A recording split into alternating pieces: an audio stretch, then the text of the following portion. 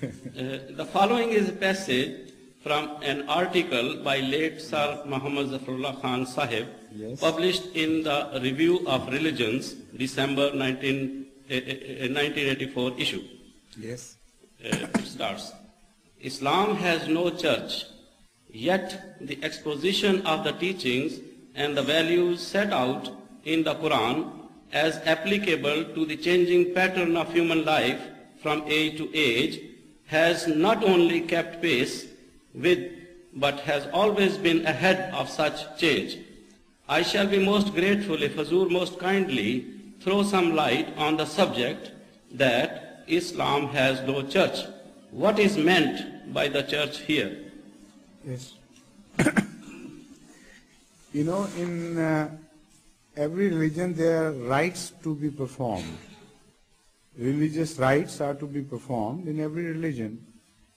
And in most religions, those rites are to be performed, are to be led by some ordained people who are ordained, who are permitted to carry out those religious rites after some training and some dedication by an institution of some sort.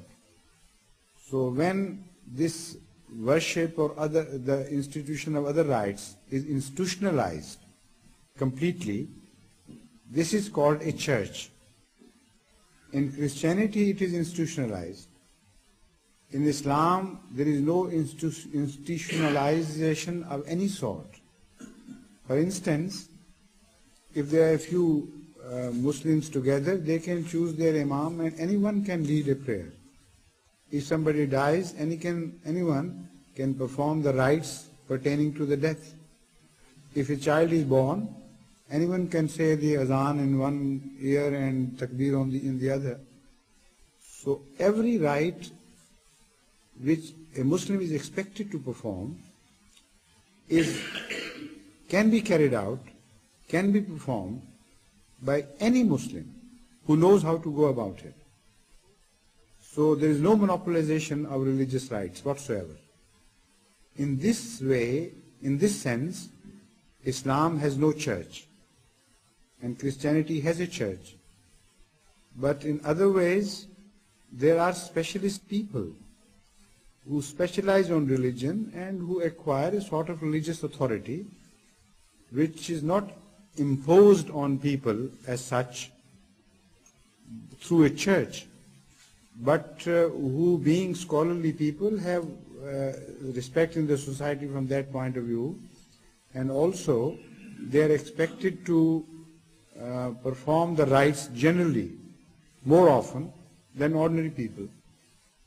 This got started in Islam as well quite early, with the result that ultimately, though not officially, though not with the sanction of the Holy Quran, yet a sort of church came into being in Islam as well.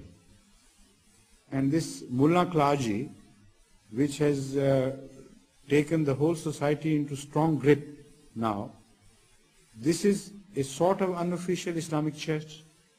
So no longer can it be said that Islam has no church. We should say Islam has no authentic church on the authority of the Holy Quran, but it has developed into a system which we can compare with the church in other religions.